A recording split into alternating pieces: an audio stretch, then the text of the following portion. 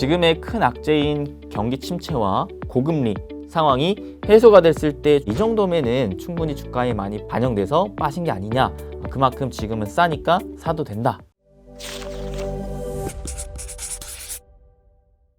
저번 시간에 올해 상승장이 올 것 같다고 하셨잖아요. 혹시 상승할 만한 종목이 있을까요? 일단 제가 생각하는 상승장의 견해는 아무래도 올해 상반기보다는 하반기를 좀 더 기대하고 있는 상황이라서 지금 상황의 하반기 유망주를 일찌감치 공략을 하는 것은 좀 시기상조일지 않을까 싶어서 제가 추후에 또 다른 영상에서 말씀드리도록 하겠고, 현재 여러분들이 단기간 내에 수익을 보기 위함은 앞전에도 얘기 드렸다시피 중국 리오프닝 관련주 쪽으로 좀 더 계속 주목하시는 게 좋을 것 같다는 생각을 갖고 있습니다. 특히나 중국 리오프닝 움직임에 따라서 중국인들이 실질적인 소비 활동을 보여준다라고 가정을 했을 때 그 소비 활동이 어느 분야의 소비로 이루어질 것이냐, 이 중국인들의 소비에 따른 실적 상승주들을 계속 주목하고 공부해 보시면 좋을 것 같거든요. 이런 흐름들을 지금 현 상황에 단기간 내에 한 차례 순환매가 순서대로 돌면서 주가 상승 흐름을 보여줬었던 종목군들이 한 차례 힌트를 보여주고 있으니까 한 이번 달 말부터는 한 차례 상승했던 종목군들이 쉬었다가 2차 상승 흐름을 보여주지 않을까라는 기대를 가져보면서 지금 상승 흐름을 보여줬었던 종목군들을 다시금 순서가 어땠는지를 살펴보시면서 눌림을 기다리시면 좋을 것 같다 생각을 갖고 있습니다. 최근에 현대기아차가 미국 IRA 우려 해소로 주가가 올라오던데 지금 잡아볼 만할까요? 일단 최근 흐름과 이슈를 한번 살펴볼게요. 우선 IRA 법안이 통과된 다음에 현대기아차의 주가 상승 흐름세가 꽉 막히면서 계속 줄줄줄줄 샜거든요. 그 원인 자체가 이제는 미국에서 보조금을 받고 전기차를 판매하려면 전기차를 미국에서 조립을 해야 하며 전기차에 들어가는 배터리 필수 소재를 조달하기 위해서는 미국을 포함한 동맹국, 다시 말해 FTA 체결국에서 채굴이 됐거나 아니면 재활용된 소재를 사용해야만 한다라는 게 미국 IRA 법안의 골자였기 때문에 이 부분에 당장 대응이 불가능했던 현대기아차가 아무래도 우려감을 크게 받아들이면서 주가가 안 좋았었습니다. 그러자 우리 정부가 미국 쪽으로 두 가지를 요청을 했죠. 첫 번째는 상업용 전기차에 대한 범위를 확대해달라.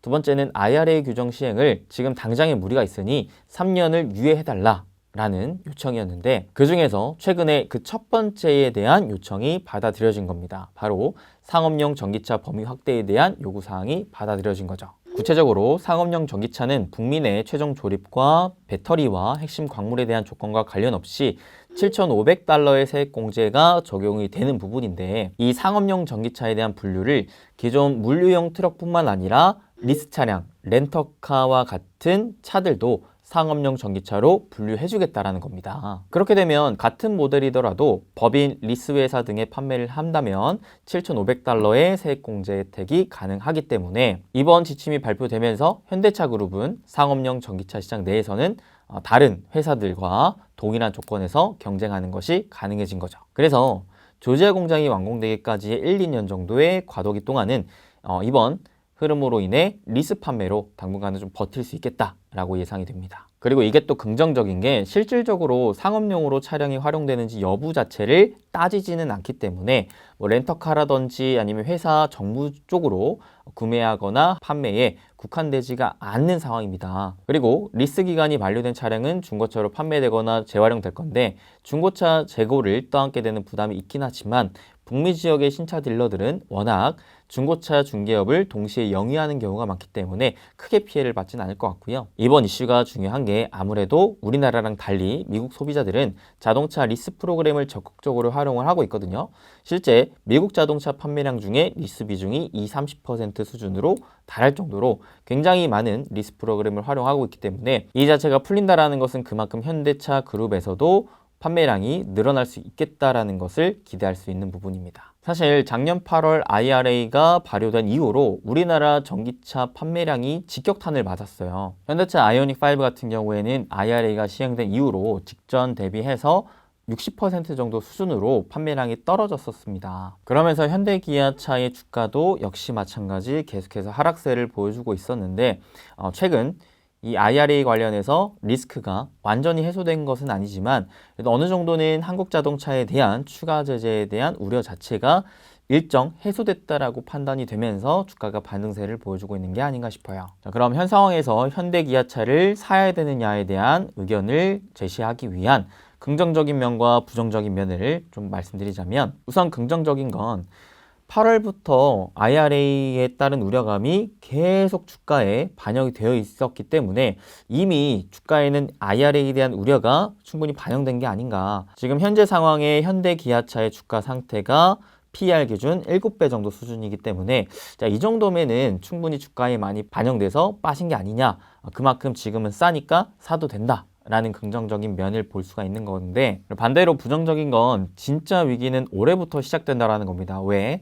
경기 침체와 고금리 여파로 미국 소비자들의 지갑을 닫으면 전기차 시장 자체가 축소될 것이기 때문에 그래요. 아무래도 현대기아차의 보급형 전기차를 살려는 미국 소비자층 자체가 가격에 민감할 수밖에 없는데, 아까도 말씀드렸다시피 미국은 우리나라와 달리 대출을 받아 운용하는 리스 구매가 많기 때문에 고금리인 상황에서 경기 침체 우려까지 겹친 상황에 과연 리스로 구매를 하려고 하는 사람들이 그렇게까지 많을까에 대한 우려가 남아있는 것이죠. 물론 현대차, 기아차가 작년에 남다른 상품성으로 인해서 IRA 공세에도 불구하고 판매량 자체를 어느 정도 유지하긴 했어요. 다만 시장 자체의 파이가 작아지면 대응할 수 있는 카드가 많진 않은 게 큰 우려감이라는 거죠. 그리고 현대기아차가 IRA에 실질적으로 대응이 가능한 건 24년 현지 생산 시작부터입니다. 그렇기 때문에 올해 23년만큼은 여러분들이 이 완성차 업체에 특히나 현대기아차에 투자하는 건 굉장히 좀 위험하지 않을까라는 생각을 가져보는 거죠. 그래서 지금 경기 침체와 고금리 그런 상황에 전기차 전체에 대한 수요가 죽을 수 있을 만한 위축된 상황에서 한 차례 당근으로 현대차, 기아차의 주가가 반등을 보여준다고 해서 지금 이런 상황에 해당 관련 종목으로 우르르 또 몰려가는 것보다는 지금은 좀 보수적으로 계속 관망하면서 더 나아질 상황을 준비하는 게 나을 것 같다라는 생각을 갖고 있습니다. 솔직히 말해서 현대기아차가 지금 상황에 주가가 많이 빠졌다라고는 하지만 작년에 애플카 이슈에 대한 기대감으로 주가 상승을 보여준 퍼포먼스가 워낙 강했었어요. 그래서 그 기점 대비 빠졌다 쳐도 그렇게까지 또 싸다고 보긴 어려운 상황이라고 생각을 하거든요. 그러다 보니까 현 상황에 주가가 드라마틱하게 다시금 상승을 보여주려면 그런 애플카 이슈를 다시금 기대감으로 가져오거나 아니면 그에 준하는 큰 기대감을 새롭게 갖춘 상태여야지만 추가적인 주가 상승 퍼포먼스를 기대할 수가 있지, 지금 상황에서는 아무래도 큰 기대를 하기에는 어려울 것 같다라는 생각이 들고, 지금의 큰 악재인 경기 침체와 고금리 상황이 해소가 됐을 때 주가가 올라가는 것을 기대하고 산다고 쳐도 그 시점이 왔을 때는 현대기아차보다 사실 더 크게 폭발적인 성장을 기대할 수 있을 만한 종목군들이 원체 많기 때문에 여러 관점을 보더라도 지금 상황에 솔직한 말로써 현대차, 기아차에 투자를 하는 것은 별로 권해드리고 싶지 않다라는 게 제 주관적인 생각입니다. 확실히 이슈 하나만 보고 종목을 사기에는 너무나 힘든 시장인 것 같아요. 그만큼 하나의 호재가 나오더라도 지금 시장을 감싸고 있는 커다란 악재가 워낙에 크기 때문에 이 호재의 힘을 받기가 쉽지 않다라는 것입니다. 그만큼 진짜 투자하기가 어렵고 힘든데, 사실 그럴지라도 수익을 보고 싶은 마음이 투자자인 것이고, 그런 상황에서 어떻게든 최대한 도움이 될 만한 정보를 제공을 해드려야 되는 게 또 저의 역할 아니겠습니까? 중요한 건 꺾이지 않는 마음이라면서요. 그만큼 힘들지만 여전히 이 꺾이지 않는 마음으로 여러분들에게 최대한 그래도 도움이 될 만한 정보들을 주기 위해 노력할 거고요. 이런 상황에 여러분들도 꼭 인지를 하셔야 될 게, 지금의 현재 이 큰 악재가 완전히 해소가 되는 움직임이 아니라면 목표치를 최대한 낮추셔야 된다는 겁니다. 즉, 하나의 호재를 보고 진입하는 건 좋다. 다만 목표치를 낮추고 짧게만 치고 나오셔야 된다는 거예요. 왜?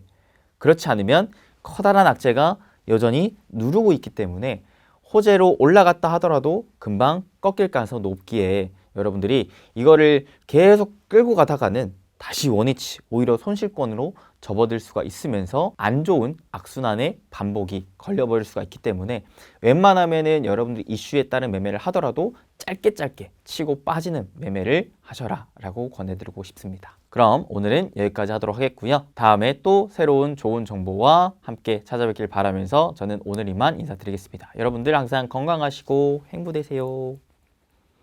뿅.